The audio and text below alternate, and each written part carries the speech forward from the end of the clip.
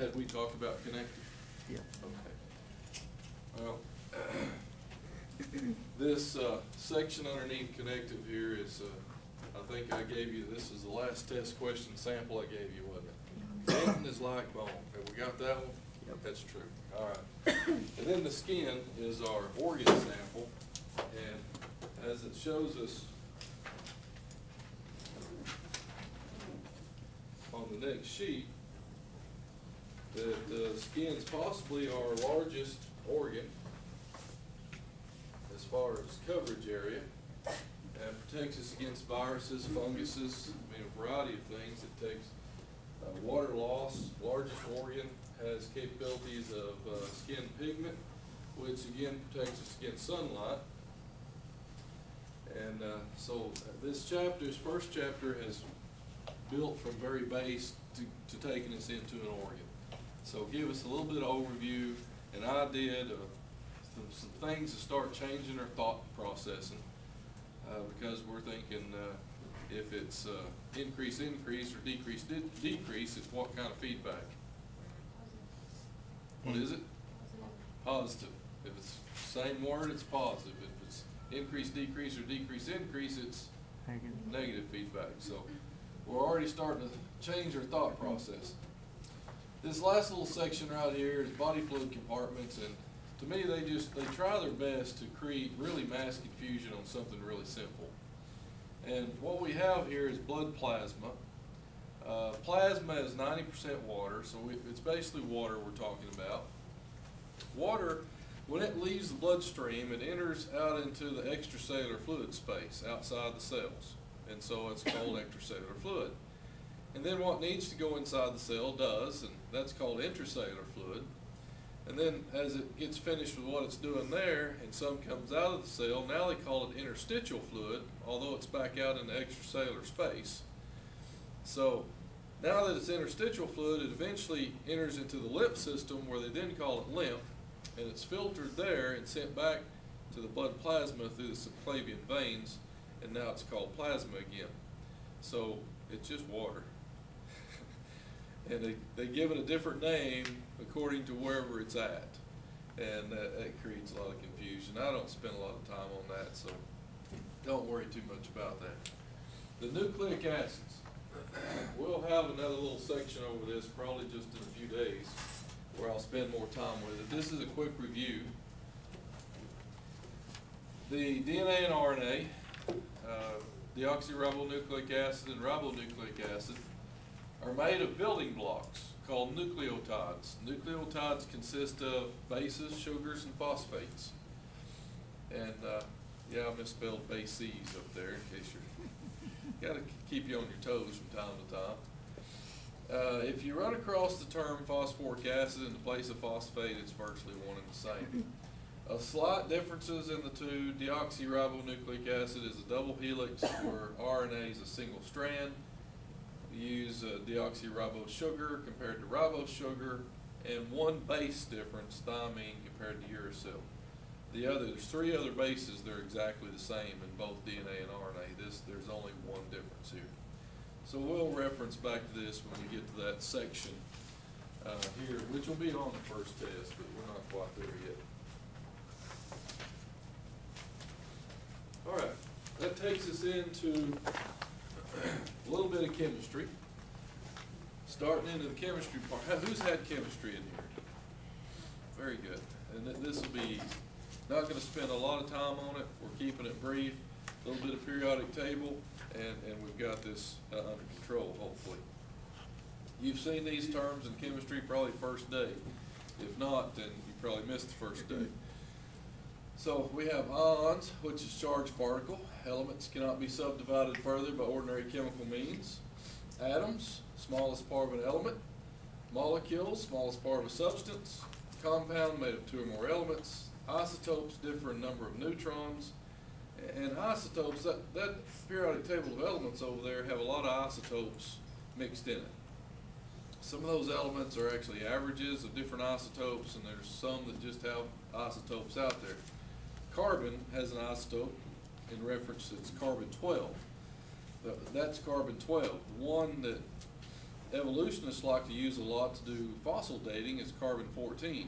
And it's not real accurate as far as fossil dating. That's why they like it, because they can manipulate some years out of it. But carbon-14 and carbon-12 are the same thing, except for the fact, here's an empty spot up here, Kelsey, right in front of the camera. Except for the fact of 2 neutrons. There's only 2 neutrons difference. Carbon-14 is slightly heavier than carbon-12. That's all an isotope is. Same element, difference in mass. Atomic number of protons in an element by definition. Atomic number on a periodic table is the red number in the upper symbol box. And in this particular one it's red, but it's usually the upper number in that box. Since these elements try to be electrically neutral, protons are positive, electrons are negative. If there's 30 protons in an element, there's got to be 30 electrons in an element. So that by definition, atomic number is number of protons, but because we're smarter than the definition, we know it's also electrons. So it's an understood statement. Atomic mass is the black number, usually larger number underneath the symbol in the symbol boxes on the periodic table. And if you take the atomic mass, that's the protons plus the neutrons. If you don't know how many neutrons in one, subtract the atomic number from the atomic mass, and bingo, we've got neutrons. So that's an easy one. The periods run across. You've got hydrogen and helium in period 1. Just below hydrogen, you have period 2, period 3, period 4, right on down. Whatever period or row that an element is in will tell you how many shells that element has. How many shells will eventually tell you how many electrons as those shells fill up. Y'all remember electron configuration? Wonderful time in your life, wasn't it? that part's not that hard. But so we know how many shells. If something is in period 4, how many shells is it dealing with? 4. Y'all weren't overly confident with that answer. If they're in period 7, how many shells are they dealing with? It's a little better. If they're in period 1, how? Oh, that was quick, Kelsey. All right, so groups. Groups are columns. Don't ask for chemistry questions. Groups are the columns that run up and down. We're not going to deal with these here in the center. Those are transitional elements that have a mind of their own, and we don't have time to deal with their changing their mind all the time. So we deal with 1, 2, 3, 4, 5, 6, 7, and 8. And whatever group it's in will tell you how many electrons in the last shell. What will that tell you? What does electrons in general do?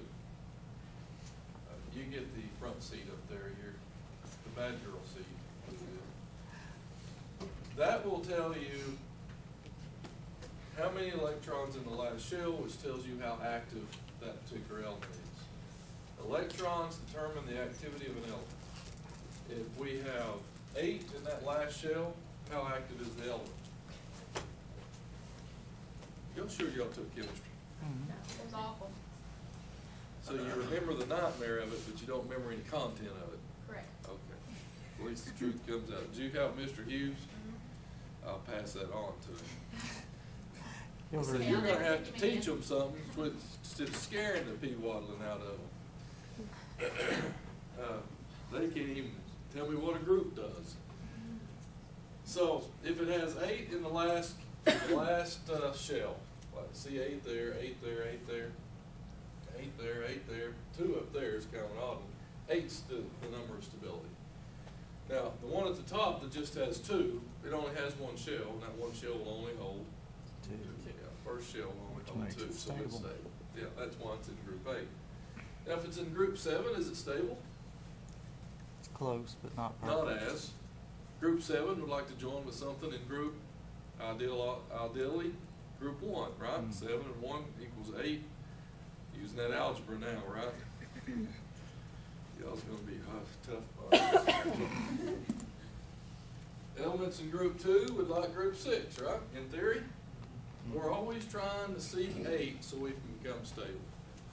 Which leads us in to the next topic here. Not sure we're ready for it, but we're going to go anyway.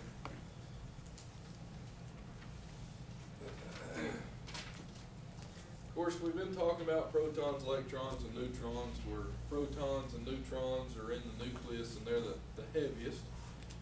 The electrons are negative and they're outside in the shells and they're the ones that determine the activity. You can scratch through 2n squared. Just remember that the first shell of any element will hold 2, the second shell will hold up to 8, and the third shell will hold up to 18. That's as far as I'll probably ask you. The fourth shell will hold as many as what? 32. But if the fourth shell is the last shell, what's the max it will hold? 18. Fourth shell? If the fourth shell is the last shell, what's the max it will hold? 32. Nope. If it's the last shell, it'll max out at 8. Okay, now you're getting like Mr. Hughes. No. The last shell always maxes out. I mean, we're 7 shells into this, and what do we max out at in the last shell? 8. 8. That's ultimately what we're shooting for in the last shell. So, yes, the fourth shell can hold 32, but if it's the last shell, it maxes out at 8. 8's the magic number for stability. I mean, just if y'all have a doubt about one of my questions, just put 8.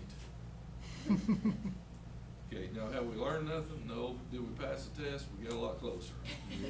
Okay, so apparently that's what y'all did in Mr. Hughes' class. So we're gonna try some of the same stuff here. Takes us into 3 types of bonds. And the first one is an ionic bond. I keep these simple. Mr. Hughes probably put some gosh awful something on the board that y'all just created. No wonder you wanted to quit. But we're going to be real simple with the ionic bond that gives up or transfers electrons. I'm going to use sodium and chlorine, which is Table salt. table salt. Okay, that's at least one of y'all knew what you was eating. Sodium is in group 1, period. Y'all are closer to it to me. 3, thank you. I have it memorized, but I thought I might let you answer an easy one. What is the atomic number of sodium over there? Far left. 11. That tells you what? Got 11 protons and 11 electrons. You know what I hear among y'all right now? Blah, blah, blah, blah, blah. My hearing's not good, but when my head stopped up, it's sure not good. Y'all are just mumbling among yourselves. How many electrons they have? Thank you. By definition, it tells you protons, but because you took chemistry at Mr. Hughes, you're so much smarter than the definition, and you know that it's electrons, right? Correct. That's what we're concerned with. How many electrons will the first shell hold? Very good, 2, since that's all I put in there.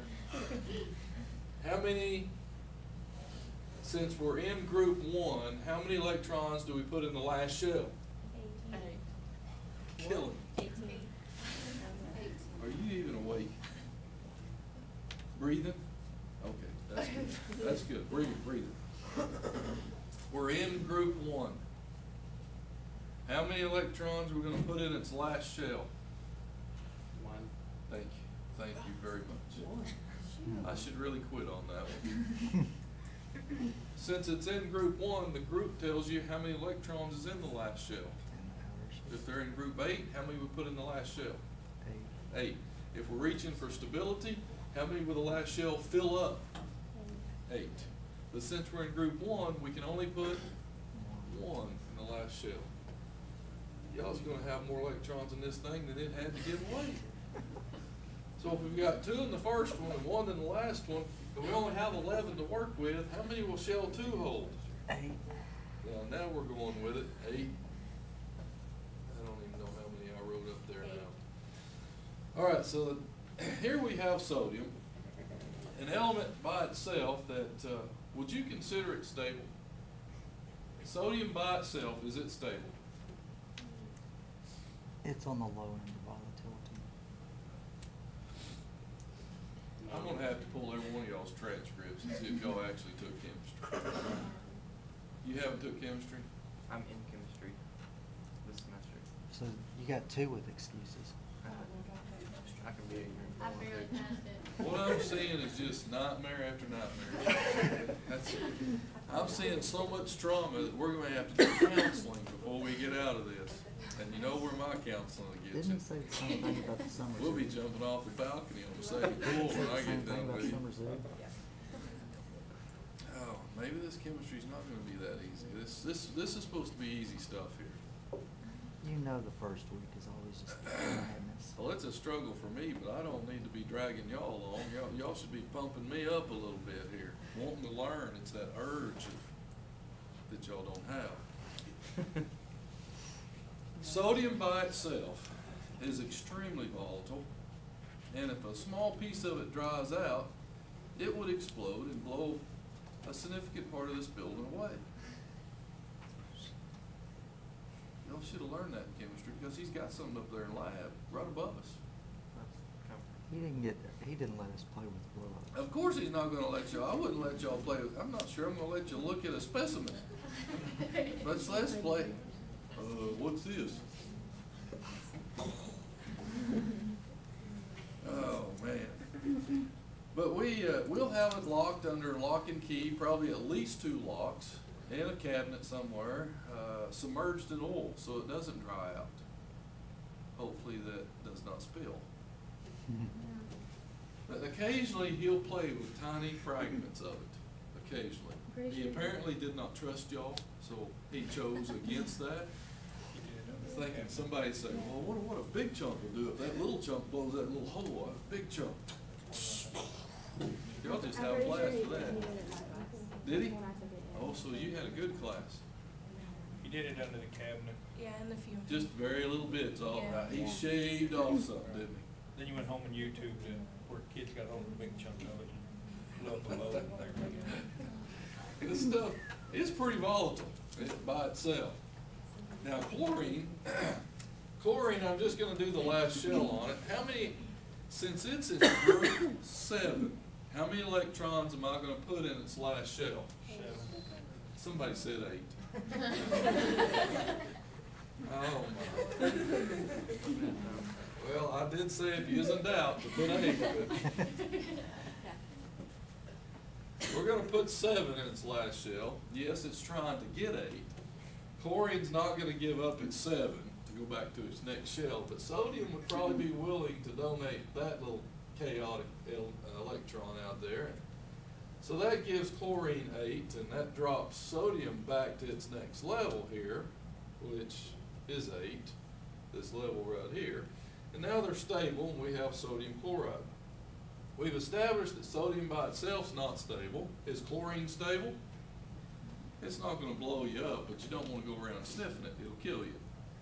So it's not like it's something you crave, you know. But you mix those 2 together, and y'all probably do crave it. That's what's silly is take those 2 apart, they kill people. No, probably not as much as doctors, but they still kill people. Put them together and we eat it every day. Does that create unstable people? Depends on what doctor you talk to. Yeah. So there's an ionic bond. It typically takes me half amount of that time to cover the ionic bond, but we'll go with it. We're making it work. Covalent bond. This is going to be share electrons, not shave electrons. We're going to share electrons here, and we're going to take 2 hydrogens and an oxygen. What do you have? You chemists out there. Very Water. good. Y'all recognize water. Hydrogen is in group 1, period 1. How many shells does it have? 1. How many electrons in that shell? 1. I'm just glad somebody didn't say 8. Would it be good for hydrogen to give up the only electron it has? No, it's going to hang on to it. It feels a little left out. Oxygen's in group 6. How many am I going to give it in the last shell? 6. We're starting to get the hang of it.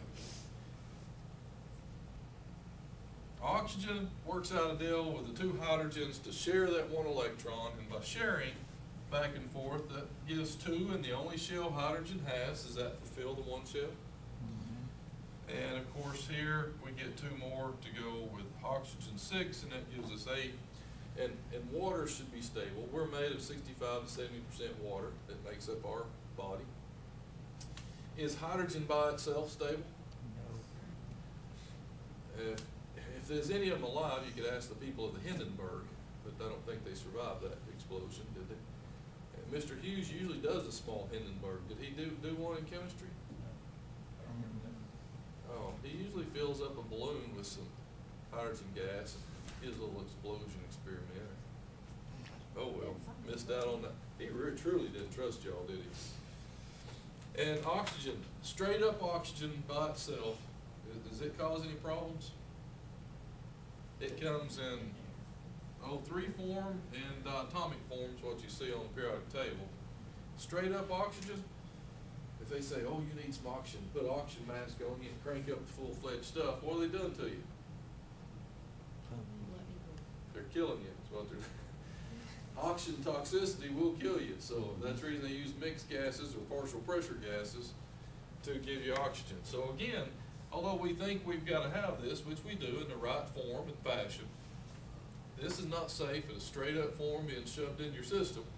This is sure not safe around fire. Big explosions happen, put them together, and there we are. Yeah, you wonder if this doesn't create an unstable person from time to time, right? It certainly could. Hydrogen bonds. There are weak bonds. It's not chapter 3, I'm not sure, maybe part of chapter 2. We'll talk about it when we talk about DNA and RNA. Strong enough to hold DNA together, yet weak enough we can separate them and create more DNA. So weak bonds are definitely the weakest of the 3. Moves us down to the pH scale. How do we apply pH in physiology? What does pH mean? What do you think of when you hear the term pH? Acid and base. Acid and base? Anything else? Like swimming pools and stuff. That's my most common answer. You think pH, you think, well, I've got to check the pH of a fish tank or a swimming pool, or, back when I first started asking that question, just a few years ago when I started teaching here, it was just a couple of years ago when I got out of college. The most common answer I would get would be pH balanced shampoo.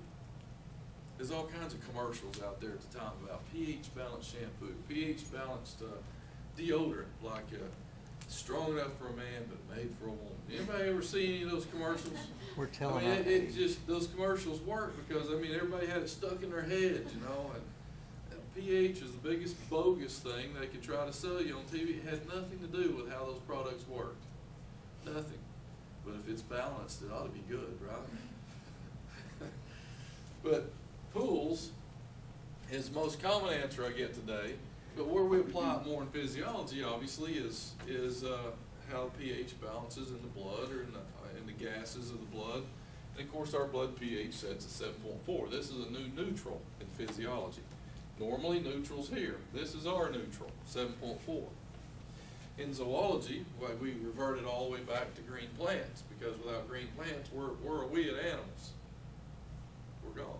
We don't exist without green plants. You remember our example of green plants, what they're capable of doing and we're not? I've got 2 or 3 of you have had before. Green plants can absorb sunlight, right? The ultimate source of energy, convert that into something usable for themselves as well as animals. We as animals try to do that. How many of y'all tan? Y'all like to get tanning booths or get laid out in the sun and get all bronze and pretty? Nobody? turn into leather. Oh, I've got one admitting to it.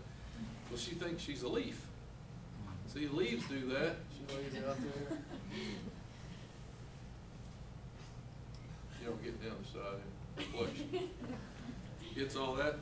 What does she get out of it? Ultimately, cancer. Somewhere down the line, she gets enough of that. Yeah, we didn't get much energy out of it. We may have got a sunburn if we fell asleep. You never done that one, have you? No. Of course not. So the sunburn was painful temporarily, but somewhere down the line that turns into some kind of skin cancer. So we can't do what plants do. So in zoology, we apply this to, we need to be stewards of plants, stewards of the land. We need to know how to grow plants, because typically what we do is use Roundup or a chainsaw. That's against everything we need. Yeah. We need to promote plant growth. If you've got soil somewhere on your property, it ought to have something growing in it that'll promote oxygen for us. That's honest truth. So in physiology, if we look at this pH scale, we look at acids as hydrogen donors because acids have a lot of hydrogen. We look at bases as hydroxide donors because bases have a lot of hydroxides. Now this pH scale is set up on a logarithmic scale of 10. Each number is 10 times greater or less than the previous number. In other words, a 2 would be 10 times stronger acid than a 3. And in zoology, I ask simple questions on the test like, which of the following is the strongest acid? 4, 5, or 6? Which one's strongest? Trick question, wasn't it? She had to think about that. Now 4 is a stronger acid.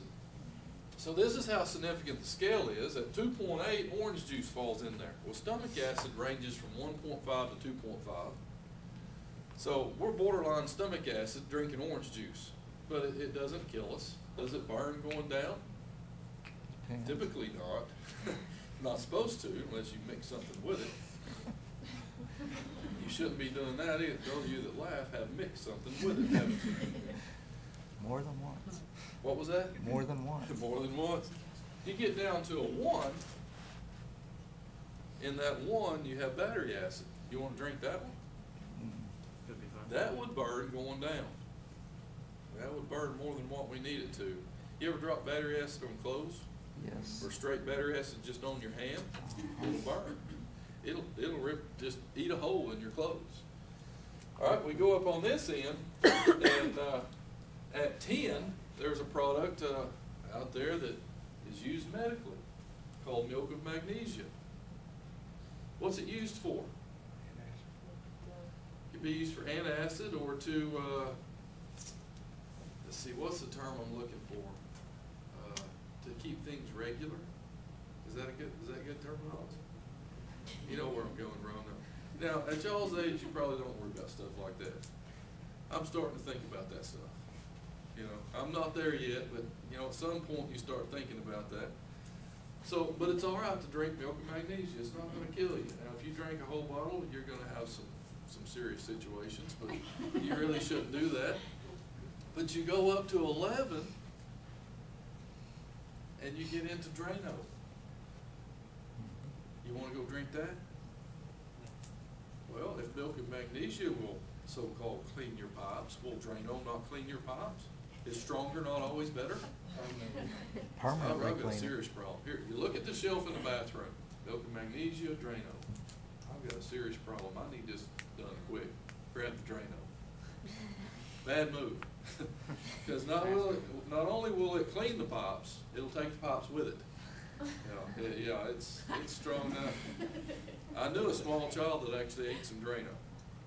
And he's alive today, amazingly. I still don't know how he's alive today. But as he grew throughout his entire life, he was just small. I won't say he was maybe 3 or 4 when he did it. As he grew throughout his entire life, it was constant reconstructive surgery of his digestive tract. It literally ate it from one end to the other. How they ever kept him alive, I'll never know. But he's alive and probably maybe in his early 30s, but he's at least in his 20s right now. So you can see how intense the pH scale is, with each being 10 times greater or less than the other. On this end, you have a lot of household cleaning products, and on the base end. So if we mix a base and an acid equally, we should neutralize, should we not? Which would give us water and salt. I think on your next page there's an equation. It's got like sodium hydroxide plus hydrochloric acid will give us salt and water. Is it there? Yeah. Okay. So that's kind of what we're looking for there. Neutralize an acid. So we call acids are either hydrogen donors or hydroxide acceptors. See, I put them both there. Bases are hydroxide donors or hydrogen acceptors.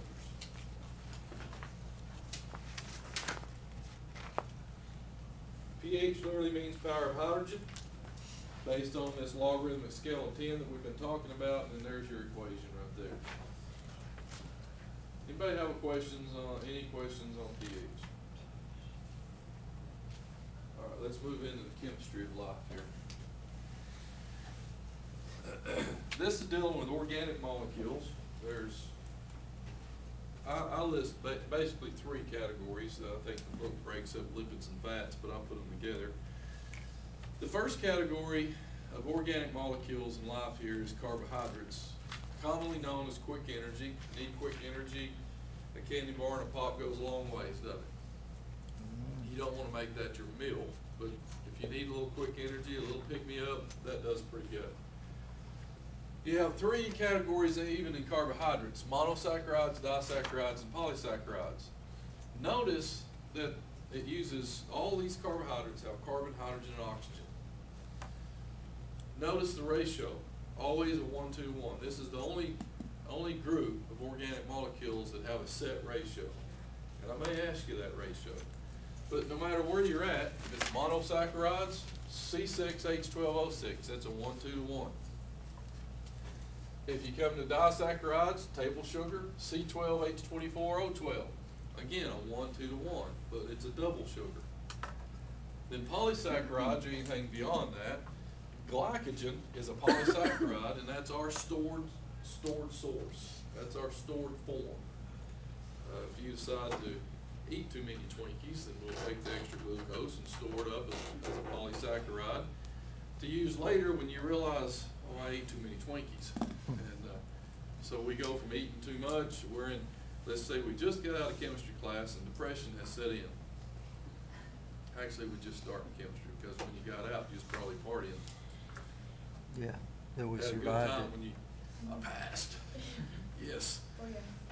So depression has set in after the first day of mumbo jumbo in chemistry class, and so he just went home and plopped down in front of the TV and started drinking lots of pop and eating lots of Twinkies.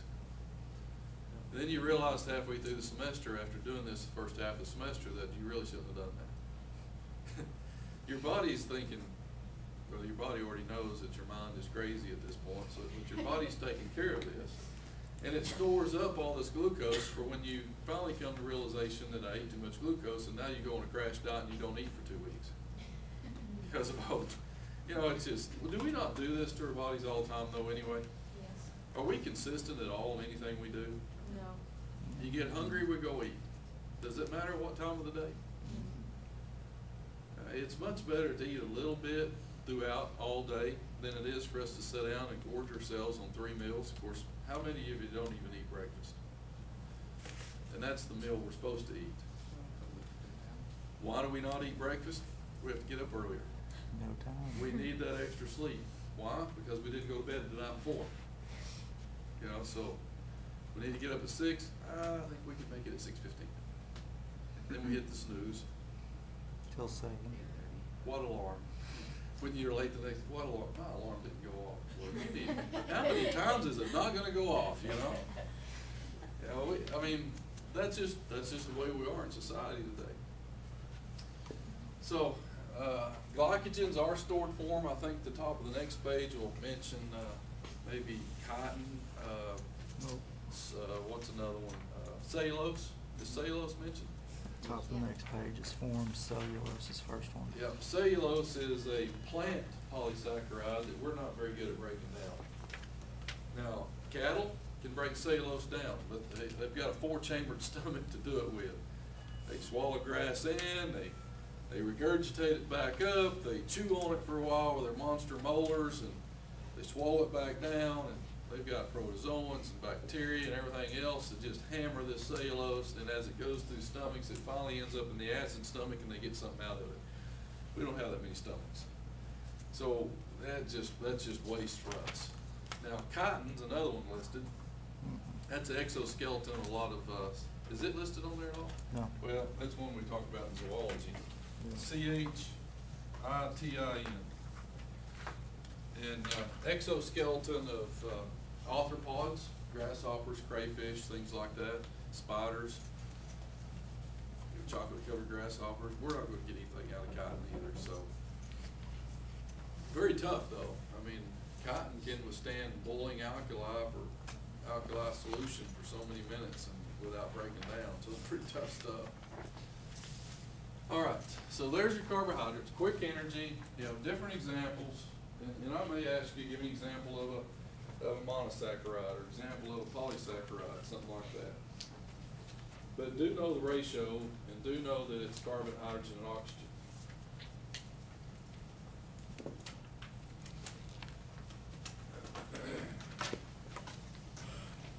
Second category is lipids and fats. And you really can't talk about one without talking about the other. So what comes to mind when you think of the terms lipids and fats? Obviously nothing. I'm not getting a lot of feedback here anyway. So absolutely nothing comes to mind when you think of lipids and fats? I think it's something to get rid of. Excess. Something you'd like to get rid of? There you go. What'd you say? Excess. Excess. I guess if you fry bacon in the skillet, there's excess something left in the skillet when you pull the bacon out, and it's not something you want to turn up and drink. That'd be kind of disgusting. But if you add a little bit of that bacon grease to beans or to adds a little extra taste there, doesn't it? I've even seen throwing in greens. If you can help greens, that would help greens, wouldn't it? Kill it with Tabasco or something else, and you can really eat greens at that point. But all right, so again, notice carbon, hydrogen, and oxygen. This is more of a stored source. Now we know that anywhere from about 12 to 20 to 22% fat is normal in the body. Now we know where fat starts beginning to accumulate. Where does it start? Internal organs. That's going to be a lab question eventually if we ever get to have a lab this semester. Notice saturated fats or animal fats. That's the kind of fats that Grandma always cooked with. Y'all ever eat Grandma's cookies?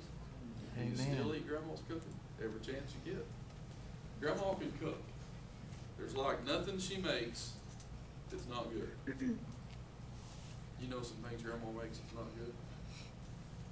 Oh, I'll be sure to mention that to Grandma. See how many times she cooks for you.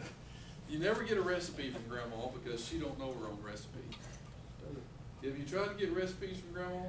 How do you do that, Grandma? Well, I take a pinch of this, I throw in a dab of this. So you got to get pinch and dab definitions from her to see exactly what that is. Then when you use your pinch, that's not enough. Use your dab, that's too much. You just messed up the whole recipe. Where's the recipe? Right up here. So, what do you think of when you think of cholesterol? Like heart attack. Yeah, we tend to think extreme, don't we? Cholesterol. Your cholesterol is up 10 points. What's 10 over normal? What's normal? I don't think we know. At one time, 200. If you was under 200, you was good to go. Now they want you, what, under 100 or under 110 or something? I should have brought that list. I can't keep up with it. They changed their mind. There was a time when they first decided that cholesterol was an indicator of heart disease, that you could actually walk into Walmart and somebody would have a table set up over there, and if you gave them a drop or two of blood, they'd tell you what your cholesterol was before you left Walmart. Anybody remember those days? Ever do that? You have done that? No? I have. You was waving at somebody. Somebody out in the hall did that? Oh. Well, I remember this. You'd walk in, give them a drop of blood, you'd go get your one little bag at Walmart, pay $100 to get out. No, And then they'd flag you down at the 25. table and say, hey, you want your results? Yeah, sure. Well, you better sit down. Don't get too excited. We can call you an ambulance if you need one. You know, you was 210. You was fixing to croak. I mean, it was horrible. But they didn't know the difference in HDL, VLDL, and LDL. It was all cholesterol. And so if your HDL was most of that, then you was in better shape than the average person. Because it's good cholesterol. It reduces your chances of heart attacks and strokes, and it lowers your LDLs and VLDLs. But, you know, in today's society, we just need a pill to get more HDL, and we'd be all right. We can take a pill, can't we? That's easy. Or just some good type of food consumption. We eat more of this, more HDL. That would be a great idea. We don't get that done. Yeah, but They they also said genetics is a lot of it now. Oh, it is. yeah. I truly believe I that. was told I could eat twigs and still have high cholesterol. Your genetics has doomed you, hasn't it? Right. Yeah. Well, and that's, I truly believe that that's certainly part of it, because I know people that take every cholesterol medication they get their hands on, their cholesterol's still high, and I know people that eat like crap. It's like, how can you continue to shove grease in your mouth and still have normal cholesterol? Oh, don't worry about it, you know. Don't really think about it. But somebody's conscious about it, that he's figured out, hell, it doesn't matter. Total vegetarian, you're gonna have high cholesterol. What can you do about it? You do the best you can. That's all you can do. There you go. Take Lipitor.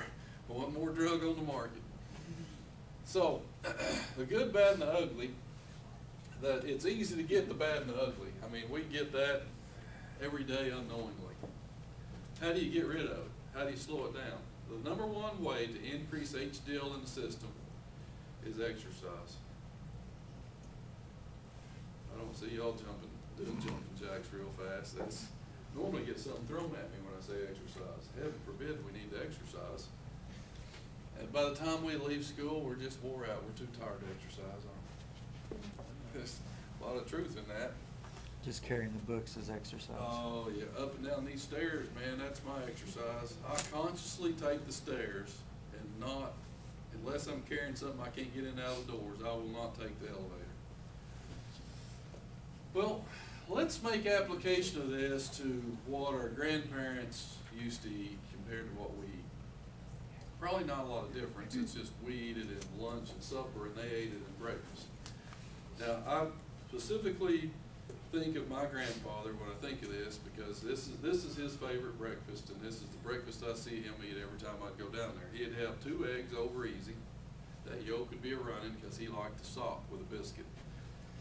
He'd have homemade biscuits, which is made of lard, which would be one of these saturated animal fats, and it was big and flaky. These biscuits were not small.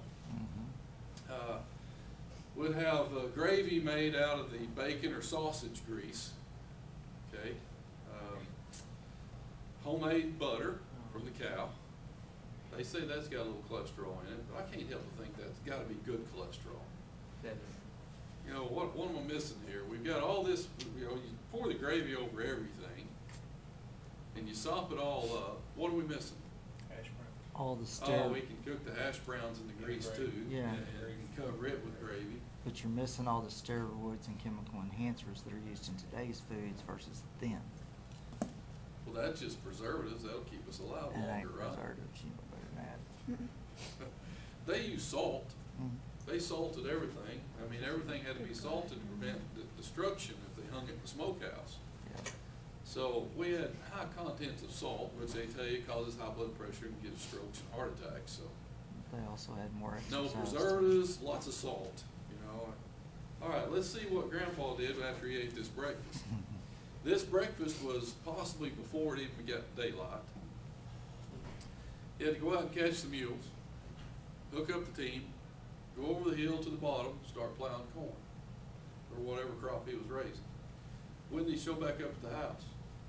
Dark, in time for supper. Lunch did not exist for a lot of them, unless it was, they was lucky enough to kill a squirrel over the bottom if they was real hungry, or eat blackberries or something that was already naturally over there Had just to leftover snack. biscuits from breakfast.